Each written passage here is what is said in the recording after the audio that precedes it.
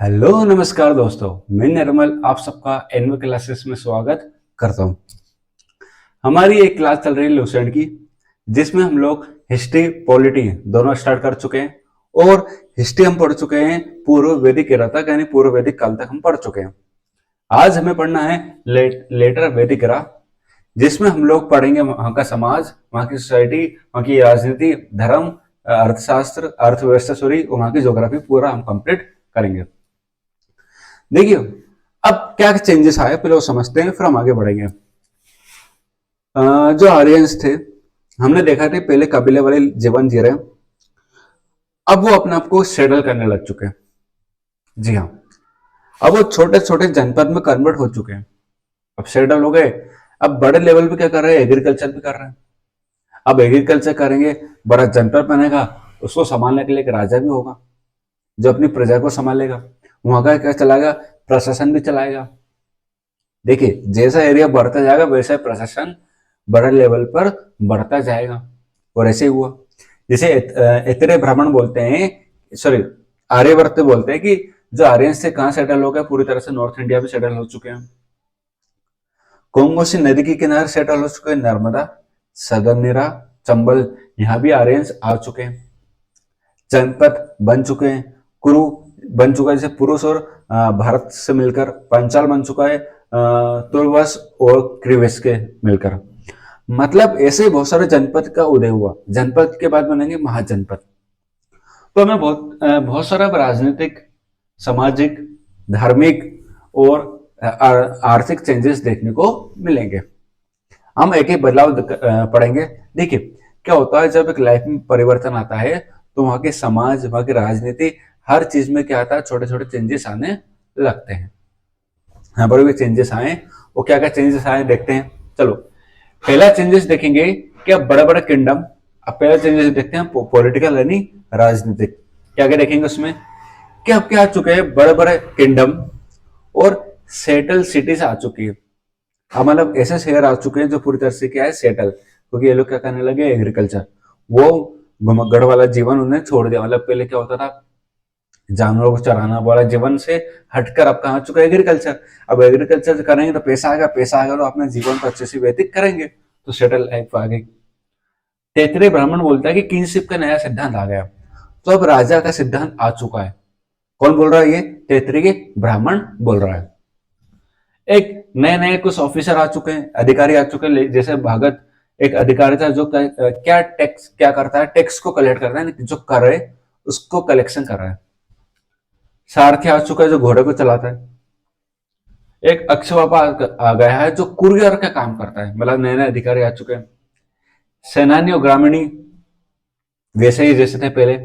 Provincial government यानी प्रांतीय सरकार का अब यहाँ पर एक नया कॉन्सेप्ट आ चुका है। कॉन्सेप्ट तो नहीं बोलूंगा, कि प्रांतीय सरकार बन चुकी है एक नई तरीके से, एक नई रेगुलर सरकार। कैसी थी, रेगुलर और सिस्टमेटिक थी।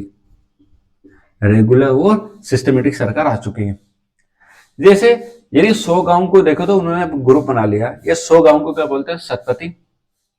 जो विलेज का सबसे बड़ा अधिकारी होता था उसको बोलते थे अधिकारी। जो गांव का सबसे बड़ा अधिकारी होता था उसको बोलते थे अधिकारी। जो उस समय की पुलिस थी उसको बोलते उग्र। जैसे हमारे यहाँ क्या बोलते हैं, पुलिस। उस समय पुलिस क्या बोलते थे, उग्र। उग्र आ गए, उग्र भागो भागो, उग्र आ गए। आप क्या बोलते हैं, हम लोग पुलिस बोलते हैं। सभा समिति की इंपोर्टेंस अब बनी हुई थी, बट जो विधक था वो पूरी तरह से क्या होगा, डिसअपियर हो चुका है। समझ रहे हो आप। मतलब परिवर्तन देखो आप, सब तो कोई विधक की जरूरत नहीं है। अब सभा समिति की थोड़ी बहुत जरूरत बची है, क्योंकि अभी भी क्या है, ग्राम स्तर पर प्रशासन चल रहा है, तो सभा समिति की जरूरत पड़ सकती है ना। अभी हम पढ़ेंगे महाजनपद, फिर महाजनपद के बाद तो मगध वगैरह पढ़ेंगे, तो कैसे एक राजनीतिक जीवन में बदलाव आएगा बहुत बड़े लेवल पर। ठीक है, सुनो और आप समझो। जुडिशरी भी हुई है, बहुत अच्छी हो चुकी है।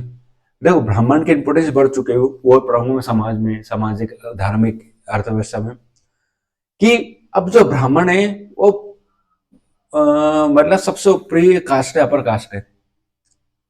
यदि ब्राह्मण को मारा या उससे संबंधित कोई भी क्राइम करा तो वो अपराध, वो भी ऐसा अपराध ही भैया कि कैसा अपराध माना जाता था कि क्रिमिनल लॉ माना गया है, वो अपराधी माना गया है। और दूसरा यदि 100 रुपया या सोने की चोरी करी तो उसको भी क्या माना गया, अपराध माना गया। धोखेबाजी करी उसको भी क्या माना गया, अपराध माना गया।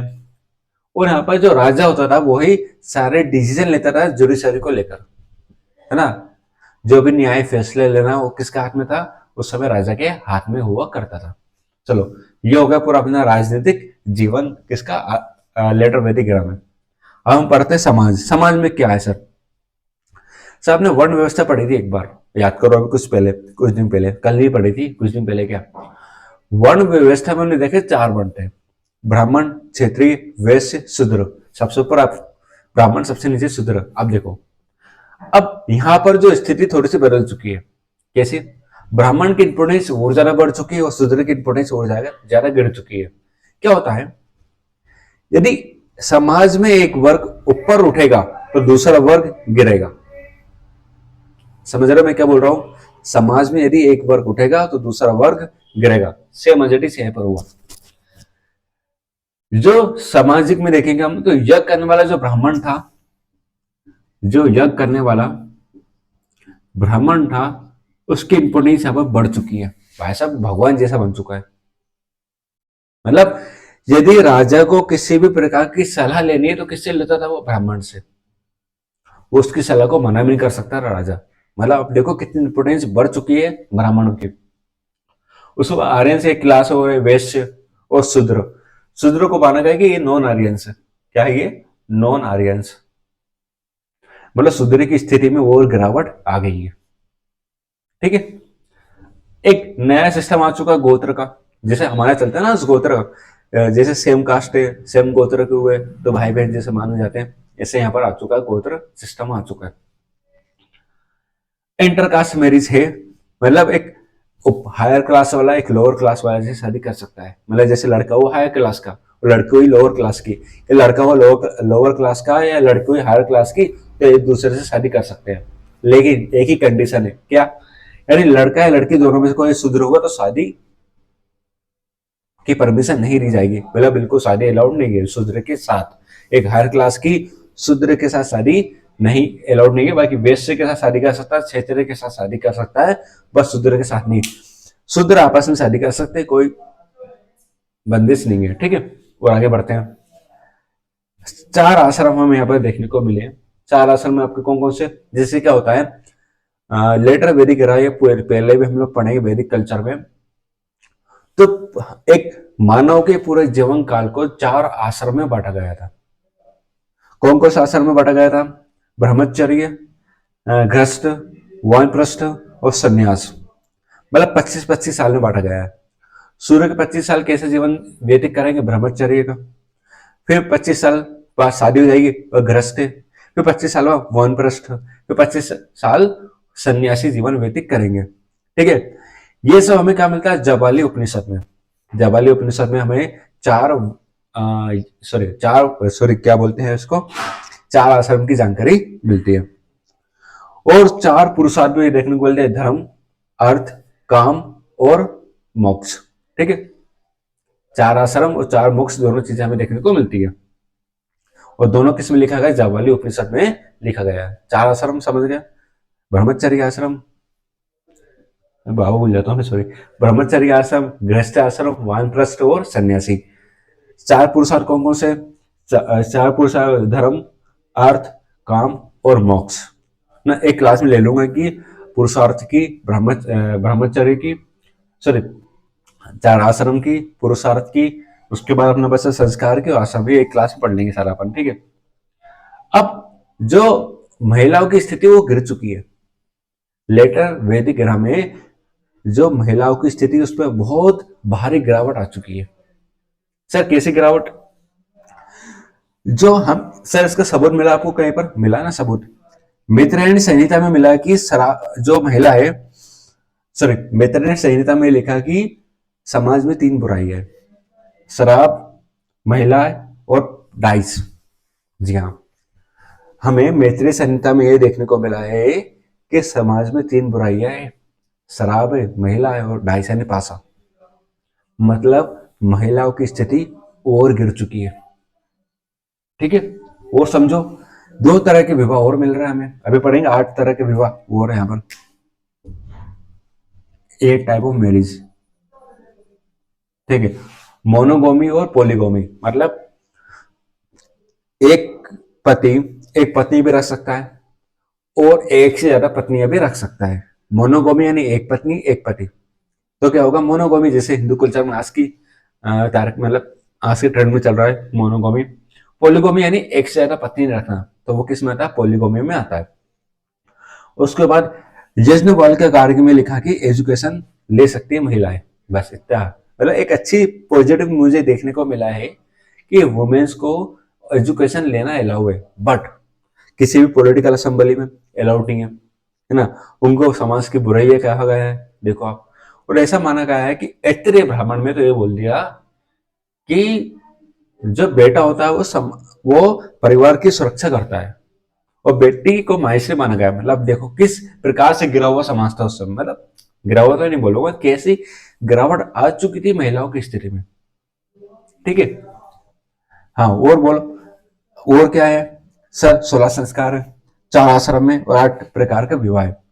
मैं विवाह 16 संस्कार आपको अगले क्लास में पढ़ाऊंगा, ठीक है, क्योंकि ये बड़ा टॉपिक है तीनों, ये तीनों को अपन आगे हैंडल करेंगे, अभी नहीं करेंगे। अभी कर लेंगे तो फिर और बड़ी हो जाएगी वीडियो, इसलिए कल करेंगे, अच्छे से करेंगे डिटेल में, ठीक है। आप पढ़ते हैं धर्म, अच्छा धार्मिक स्थिति में क्या मतलब चेंजेस आए, थोड़ा बता सकते हो, सुनो। देखो हमने पूर्व वैदिक इरा में पढ़ा था कि इंद्र, विष्णु, अग्नि, इनकी इंपोर्टेंस, सॉरी, इंद्र, वरुण और अग्नि, इनकी इंपोर्टेंस बड़े अच्छे मतलब टॉप लेवल पे थी। अब इनकी इंपोर्टेंस कम हो चुकी है, कैसे सर बता सकते हो आप, बिल्कुल। अब जो प्रजापति यानी ब्रह्मा जी, उनको माना गया कि इस सृजनकर्ता कौन है इस पूरे ब्रह्मांड के, वो है ब्रह्मा जी, यानी ब्रह्मा जी ने पूरे यूनिवर्स को बनाया है। और सुनो, जो विष्णु जी है उनको क्या माना गया है, आर्यंस का भगवान माना गया है। रुद्र को क्या माना गया है, शिव जी माना गया है। जो पुषाण उनको क्या माना गया है, शूद्र के भगवान माना गया है।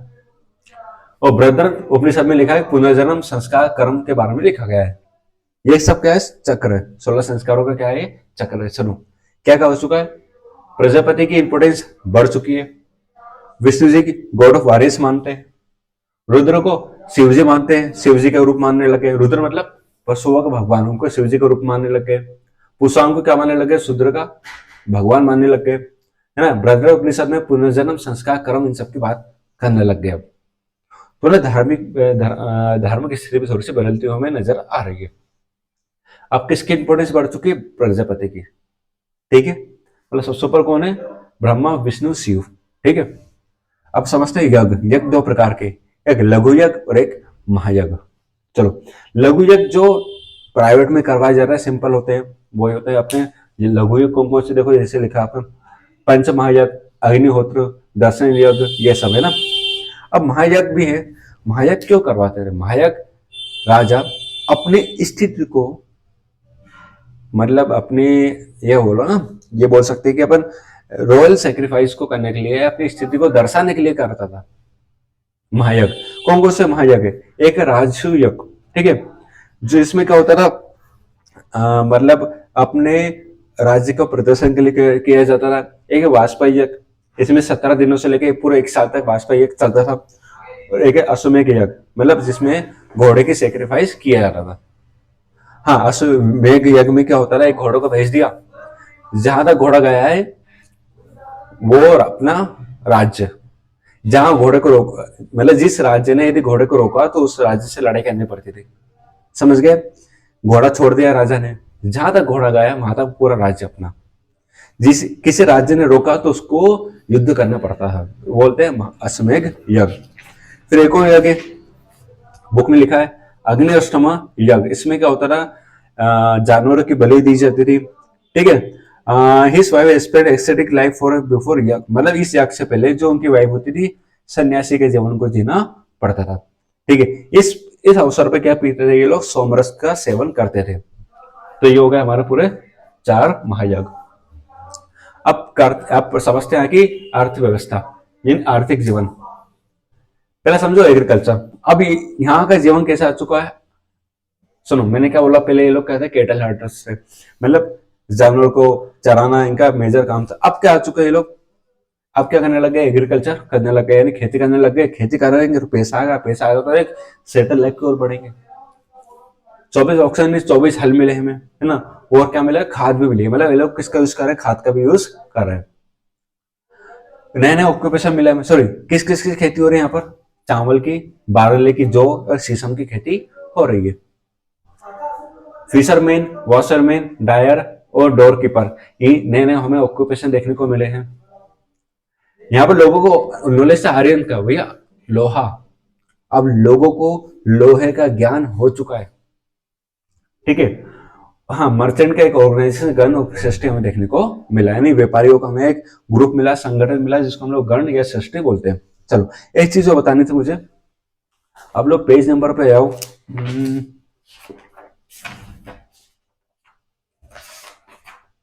कहाँ थे अपन, एक सेकंड में बता रहा हूँ आपको, खोल रहा हूँ ना। देखो जैसे आप धार्मिक जीवन पढ़ोगे ना, तो धार्मिक में आपको दिए हैं 12 रत्न। देखो यहाँ पर दिया सत्पर ब्राह्मण में कितने दिए, 12 रत्न दिए, मैं आपको बता रहा हूँ। पहले दिया पुरोहित, पुरोहित मतलब पंडित। दूसरा दिया महिषी यानी वहां की रानी, की उनको बोलते थे। युवराज यानी क्राउन प्रिंस। सारथी वही रॉयल हेराल्ड जो रथ चलाने वाला। सेनानी, ग्रामीणी, शर्ट है ना जो गेटमैन होता था उस समय। उसका संग्रहती जो क्या करता था, संग्रह मतलब ये दो ना जो तिजोरी पर ट्रेजर वगैरह होता है उसको संभालना। भगत जो आपका टैक्स कलेक्ट करता है। अक्षवापा जो कुरियर काम करता है। पालगल जो राजा का दोस्त होता है उसको बोलते थे, ठीक है। और गोवितत्र जो फॉरेस्ट डिपार्टमेंट का हेड होता था। ये देखो ये दिया हमारा, ये कहाँ दिया है, सतपर ब्राह्मण में 12 रत्न की जानकारी दी है आपके लूसेंट के अंदर, ठीक है। तो ये था पूरा लेटर वैदिक era। अब हम क्या पढ़ना है नेक्स्ट क्लास में, हमें पढ़ना है 16 संस्कार, 4 आश्रम और 8 प्रकार के विवाह। मैं अगले क्लास में आपको अच्छे से डिटेल में सब कुछ पढ़ा दूंगा, ये सभी चीजें, ठीक है। 3 चीजें पढ़ना है, एक चीज और छूट गई क्या, हाँ एक चीज और पढ़ना है हमें, 4 पुरुषार्थ। 4 पुरुषार्थ ये हम अगले क्लास में डिस्कस करेंगे, ठीक है। 16 संस्कार, 4 आश्रम, 8 प्रकार के विवाह और 4 पुरुषार्थ, है ना। ये हिंदू कल्चर का बहुत इंपॉर्टेंट पार्ट है, तो हम अगले क्लास में अच्छे से डिटेल में डिस्कस करेंगे, ठीक है। तो हमारी क्लास यहीं पर समाप्त होती है। यदि कोई डाउट है कमेंट बॉक्स में पूछे, शेयर और लाइक करो, जरूर कर दिया करो भाई साहब, अच्छा नहीं लगता है ना। चलिए फिर मिलते हैं नेक्स्ट क्लास में, थैंक यू वेरी मच।